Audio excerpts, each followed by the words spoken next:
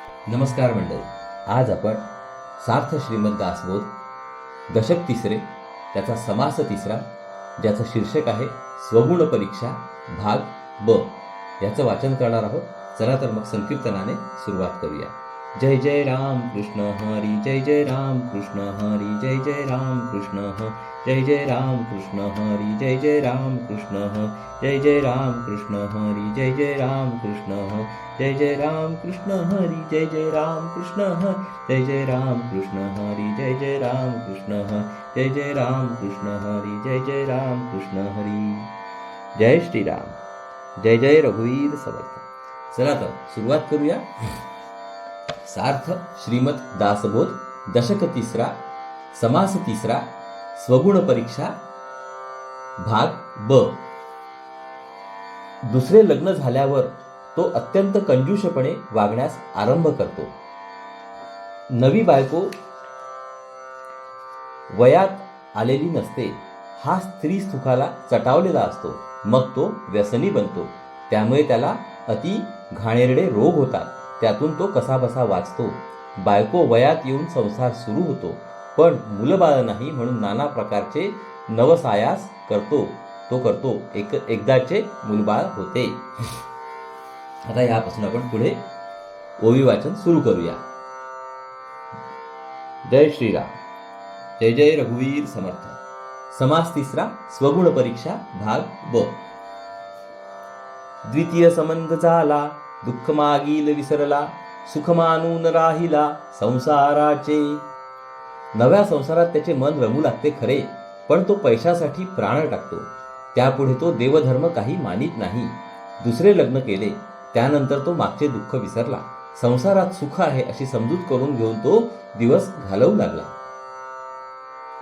झाला अत्यंत कृपण, पोटेन खाय अन्न, रुक्या कारणे सांडी प्राण एकसरा. तो आता अतिशय कंजूष झाला. पोटभर अन्न देखील खाईना. पैशासाठी प्राण टाकू लागला. कदा कल्पांती नवेची, साचिलेची पुन्हा साची, अंतरी असेल कैची सद्वासना. जग बुडायचा प्रसंग आला तरी पैसा खर्च करीना. साठविलेल्या पैशात सारखी भर घालू लागला. अशी त्याची वृत्ती झाल्यामुळे त्याच्या अंतर्यामी चांगली वासना टिकणे अशक्य झाले. स्वये धर्म न करी, धर्मकर्त्यासही वारी, सर्व काळ निंदा करी साधू जनांची. स्वतः धर्म पालन करीना, दुसरा करू लागला तर त्याला करू देईना. सदा सर्व काळ सत्पुरुषांची व सज्जनांची निंदा करणे हाच त्याचा व्यवसाय झाला. नेणे तीर्थ नेणे व्रत, नेणे अतीत अभ्यागत, मुंगी मुखीचे जे सीत तेही वेचून साची. तीर्थ व्रत अतिथी अभ्यागत काही ओळखीना. मुंगीच्या तोंडात जर धान्याचा दाणा दिसला तर तो सुद्धा वेचून साठवू लागला. स्वये पुण्य करवेना, केले तरी देखवेना, उपहास्य करी मना नये म्हणवनी. त्याला स्वतः पुण्य करण्याची बुद्धी होईना. दुसरा करू लागला तर ते पाहवेना. आपल्याला आवडत नाही म्हणून करणाऱ्याची चेष्टा करू लागला. देवा भक्तास उच्छेदी, आंग बळे सकास खेदी, निष्ठुर शब्दे अंतर्भेदी प्राणी मात्रांचे. तो देवाला व भक्तांना खोटे मानू लागला. अंगामधील शक्तीने लोकांस दुःख देऊ लागला. कठोर शब्द बोलून माणसांच्या अंतःकरणाला यातना देऊ लागला. नीती सांडून मागे, अनितीने वर्तो लागे, गर्व धरून फुगे सर्व काळ. नीतीला बाजूला सारून तो अनितीने वागू लागला आणि सदा अभिमानाने फुगून वागू लागला. पूर्वजास सिंतरिले, पक्ष श्राद्धही नाही केले, कुलदैवत ठकिले कोणे परी. त्याने पूर्वजांना फसविले. त्यांचे श्राद्ध पक्ष करीनासा झाला. काहीतरी युक्ती काढून त्याने कुलदैवतालाही फसविले. कुळाचार पाळीनासा झाला. आक्षत भरिली भाणा, दुजा ब्राह्मण मेहुणा, आला होता पाहुणा स्त्रिये समूळ. एखाद्या कुळ धर्मासाठी सुवासिनी हवी होती. माहेरपणाला आलेल्या बहिणीलाच अक्षत म्हणजे आमंत्रण दिले. बायकोला न्यायला आलेल्या मेहुण्यालाच ब्राह्मण म्हणून आमंत्रण दिले. अशा रीतीने खर्च वाचवू लागला. कदा नावडे हरिकथा, देव न लगे सर्वथा, स्नान संध्या म्हणे वृथा कासया करावी. त्याला हरिकथा आवडेनाशी झाली. देव तर मुळीच नको झाला. उगीच स्नान संध्या कशाला करायची असे तो म्हणे. अभिलाषे साची वित्त स्वये करी विश्वासघात, मदे मातला उन्मत्त तारुण्यपणे. तरुण वय आणि जवळ पुष्कळ पैसा साठला. तो काम वासनेने बेफाम झाला आणि बाहेरख्याली झाला. लोकांचा विश्वासघात करून लोभाने त्याने द्रव्य साठविले. तारुण्याच्या मस्तीने तो उन्मत्त झाला. तारुण्याअंगी भरले धारिष्ट नवचे धरिले, करू नये तेची केले महापाप. तारुण्याचा भर अंगी भरल्याने धैर्याने मन आवरून धरणे त्याला अशक्य झाले आणि मग जे करू नये ते महापाप त्याने केले. स्त्री केली परिधाकुटी, धीर न धरवेची पोटी, विषय लोभे सेवटी ओळखी सांडिली. नवी बायको केली खरी, पण ती वयाने लहान होती. याला तर धीर धरवेना. शेवटी स्त्री सुखाच्या पायी कोणास ओळखीनासा झाला. माये बहीण न विचारी, झाला पापी परद्वारी, दंड पावला राजद्वारी, तरी पालटेना. आई बहीण यांच्याप्रमाणे संबंध असणाऱ्या स्त्रियांबद्दल देखील तो विचार करीनासा झाला. तो पापी वेश्यागमनी झाला. भलत्याच स्त्रीच्या मागे लागल्यामुळे त्याला सरकारने शिक्षा दिली, तरी त्याची सवय काही जाईना. परस्त्री देखो न दृष्टी, अभिलाष उठे पोटी, अकर्तव्ये हिंपुटी पुन्हा होये. एखादी स्त्री नजरेस पडली की ती आपल्याला हवी अशी वासना त्याला होई, पण ती प्राप्त होण्याची शक्यता नसल्यामुळे त्याला दुःख होई, तो हिरमुसला होई. ऐसे पाप उदंड केले, शुभाशुभ नाही उरले, तेणे दोषे दुःख भरले अकस्मात अंगी. अशा रीतीने त्याने खूप पाप केले. चांगले वाईट काही उरलेच नाही. त्या व्यसनाने एकाएकी त्याच्या अंगी दुःख भरले. व्याधी भरली सर्वांगी, प्राणी जाला क्षयरोगी, केले दोष आपुले भोगी शीघ्र काळे. त्याला उपदंशासारखे रोग झाले व रोगाचा जोर झाल्यामुळे त्याची अत्यंत दैन्यावस्था झाली. सर्वांगात किडे पडले, उठून बसण्याची शक्ती उरली नाही.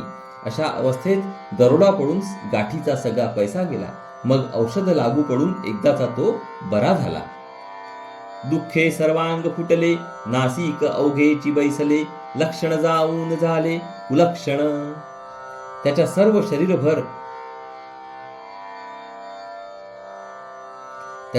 शरीरभर रोग पसरला. त्याला क्षयरोग झाला. आपण केलेल्या पापांची फळे लवकरच भोगण्याची पाळी आली.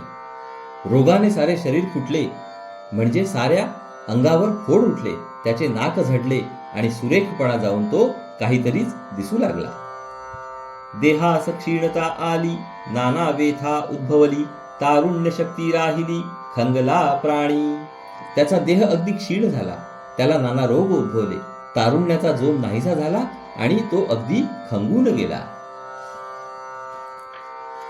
सर्वांगी लागल्या कळा, देहास आली अवकळा, प्राणी कापे चळचळा शक्ती नाही. त्याच्या सर्वांगाला कळा लागल्या. देह अगदी कळाहीन झाला. शक्ती न उरल्यामुळे त्याच्या शरीरात कंप भरला. हस्तपाद अधिक झडले, सर्वांगी किडे पडिले, देखो न थुंको लागले लहान थोर. त्याचे हातपाय वगैरे अवयव झडले, सर्वांगामध्ये किडे पडले. त्याची ही अत्यंत घाणेरडी अवस्था पाहून लहान मोठी माणसे शिसारीने थुंकू लागली. झाली विष्टेची सारणी, भोवती उठली वरढाणी, अत्यंत खंगला प्राणी जीवन वचे. त्यात त्याला जुलाब सुरू झाले. त्यामुळे त्याच्या आसपास फार घाण पसरली. तो अतिशय खंगला, पण त्याचा जीव काही जाईना. आता मरण देगा देवा, बहुत कष्ट झाले जीवा, झाला नाही नेणू ठेवा पातकाचा. तो म्हणू लागला की देवा, आता मरण येऊ दे. जीवाला यातना झाल्या. माझ्या पापाचा साठा अजून संपला नाही का?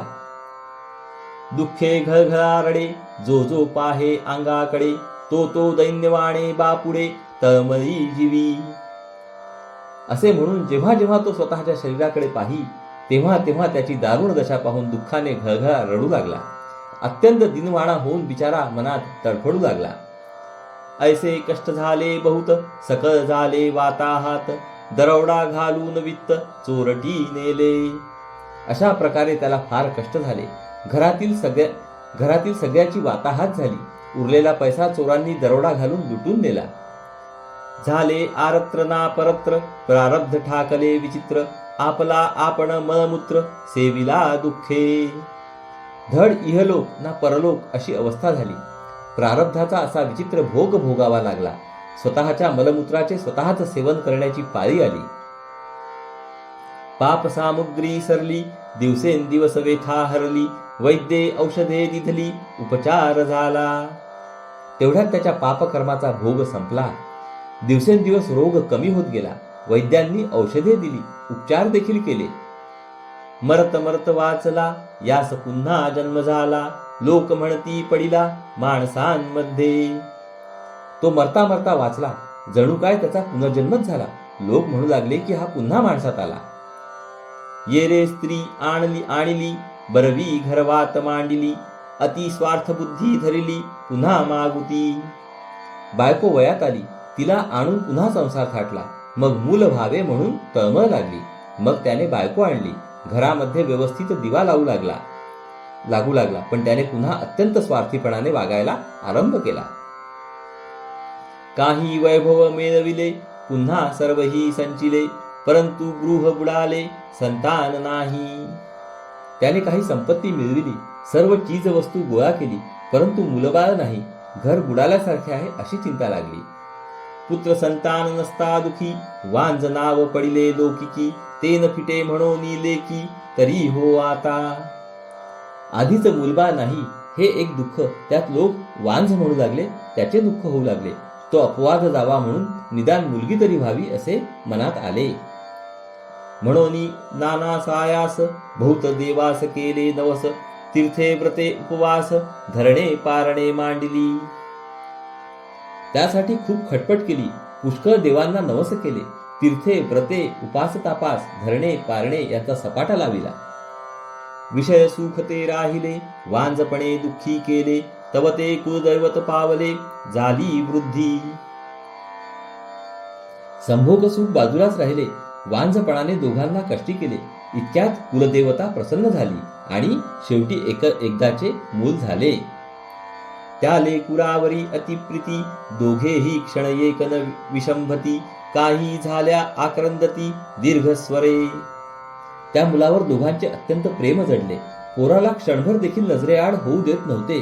त्याला जरा काही झाले की दोघेही मोठ्याने रडायला लागत. ऐसी ते दुःखिस्ते, पूजित होती नाना दैवते, तव तेही मेले अवचिते, पूर्व पापे करोनी. अशी ती दुःखी दोघे अनेक दैवतांची पूजा करीत, पण पूर्वीच्या काही पापांमुळे ते मूल अचानक मरून गेले. तेने बहुत दुःख झाले, घरी आरंधे पडिले, म्हणती आम्हास का ठेविले, देवे वांझ करुनी. त्यामुळे त्यांना फार दुःख झाले. घरामध्ये जणू अंधार पसरला. मग ते म्हणू लागले की देवा, आम्हाला वांझ करून कशाला जिवंत ठेवले आहेस? आम्हास द्रव्य काय करावे, ते जावे परी अपत्य व्हावे, अपत्या लागी त्याजावे, लागेल सर्व. आम्हाला हा पैसा काय करायचा आहे? पैसा सगळा जाऊ दे, पण मूल बाळ होऊ दे. मुलासाठी हे सारे सोडले तरी चालेल. वांझपण संधीसे गेले, तो मरत वांझ नाव पडिले, तेन फिटे काही केले, तेने दुःखे आक्रंदती. एक पोर झाल्याने वांझपणा गेला होता, पण ते मेल्याने मरत वांझ म्हणजे जिची पोरे वाचत नाहीत अशी वांझ हे नाव पडले. ते काही केल्या जात नाही. त्या दुःखाने दोघे जण पुन्हा रडू लागले. आमुची वेली का खुंटिली, हा देवा वृत्ती बुडाली, कुलस्वामीण का शोभली, विझाला कुलदीप. श्री समर्थांच्या काळचे चांगले समजूतदार लोक मुलबाळ होण्यासाठी काय काय प्रकार करीत त्याचे वर्णन पुढील 7-8 ओव्यांमध्ये आढळते. आमचा वंशवेल का तुटला, हाय रे देवा, आमचे निर्वाह साधन बुडाले, आमची कुलस्वामिनी आमच्यावर का रागवली, तिने आमच्या कुलाचा दिवा मालविला. आता लेकुराचे मुख देखेन, तरी आनंदे राडी चालेन, आणि गळही टोचीन कुलस्वामिनी पासी. आम्हाला जर पुत्र मुख पाहायला मिळाले तर ती मोठ्या खुशीने निखाऱ्यावरून चालत जाईल आणि कुलस्वामिनी समोर गळ टोचून घेईल. आई भूता करीन तुझा, नाव ठेवीन केरपुंजा, वेसणी घालीन माझा मनोरथ पूर्वी. आई, त्या मुलाला मी तुला वाहीन आणि तुझा भूत्या करीन, केरपुंजा त्याचे नाव ठेवीन, त्याच्या नाकात वेसण घालीन, पण मुलगा व्हावा ही माझी इच्छा पूर्ण कर. बहुत देवास नवस केले, बहुत गोसावी धुंडिले, गटगटा गिळले सगळे विंचू. अशा रीतीने पुष्कळ देवांना नवस केले, पुष्कळ गोसावी बैरागी शोधले व त्यांचे उपाय केले. सबंध विंचू गटागट गिळले. केले संबंधाचे सायास, राहणे घातले बहुवस. केळे नारी केळे ब्राह्मणास, अम्रदाने दिधली. संबंधाला प्रसन्न करण्यासाठी प्रयत्न केले, अंगात देवता संचार करून घेतला. ब्राह्मणांना केळी नारळ आंबे यांची दाने दिली. केली नाना कवटाले, पुत्र लोभे केली ढाले, तरी अदृष्ट फिरले पुत्र नाही. अनेक प्रकारचे चेटकाचे प्रयोग केले, अगदी हीन मंत्र प्रयोगही केले, परंतु प्रारब्ध अनुकूल नसल्याने त्यांना मुलगा काही झाला नाही. वृक्षाखाले जाऊन नहाती, फळती झाडे करपती, ऐसे नाना दोष करीती, पुत्र लोभा कारणे. मुलगा भावा या वासनेने झाडाखाली अस्पर्श असताना न्हायला बसणे, फळती झाडे जाळणे अशी पापकर्मे करून पाहिली. सोडून सकळ वैभव त्यांचा वार या वेधला जीव, तव तो पावला खंडेराव आणि कुलस्वामिनी. दोघांनी आपले वैभव सोडले आणि डोक्यात वारे शिरल्याप्रमाणे भ्रमिष्ठासारखे वागू लागले. अशा वेळी खंडोबा आणि कुलस्वामींनी एकदाचे प्रसन्न झाले. आता मनोरथपूर्ती स्त्री पुरुषे आनंदती, सावध होऊनी श्रुती पुढे अवधान द्यावे. त्यांची मनोकामना पूर्ण झाली, नवरा बायको आनंदून गेली. आता पुढचे ऐकण्यासाठी श्रोत्यांनी सावध होऊन लक्ष द्यावे. इति श्री दासबोधे गुरुशिष्य संवादे स्वगुण परीक्षा नाम समास तिसरा. या प्रकारे येथे समास तिसरा स्वगुण परीक्षा भाग ब संपलेला आहे. उद्या आपण स्वगुण परीक्षा भाग क चे वाचन करू. चला तर मग. हरिओम तत्सत, हरिओम तत्सत, हरिओम तत्सत. हरे कृष्ण कृष्ण कृष्ण हरे हरे, हरे राम राम राम हरे हरे, हरे कृष्ण कृष्ण कृष्ण हरे हरे, हरे राम राम राम हरे हरे, हरे कृष्ण कृष्ण कृष्ण हरे हरे, हरे राम राम हरे हरे, हरे कृष्ण कृष्ण कृष्ण हरे हरे, हरे राम राम हरे हरे, हरे कृष्ण कृष्ण कृष्ण हरे हरे, हरे राम राम हरे हरे, हरे कृष्ण कृष्ण कृष्ण हरे हरे, हरे राम राम हरे हरे. जय योगेश्वर श्री कृष्ण की जय. जय श्रीराम, जय श्रीराम, जय जय रघुवीर समर्थ. चला तर मंडळी, पुढील भागात परत भेटू. नमस्कार. हरिओम हरिओम हरिओम.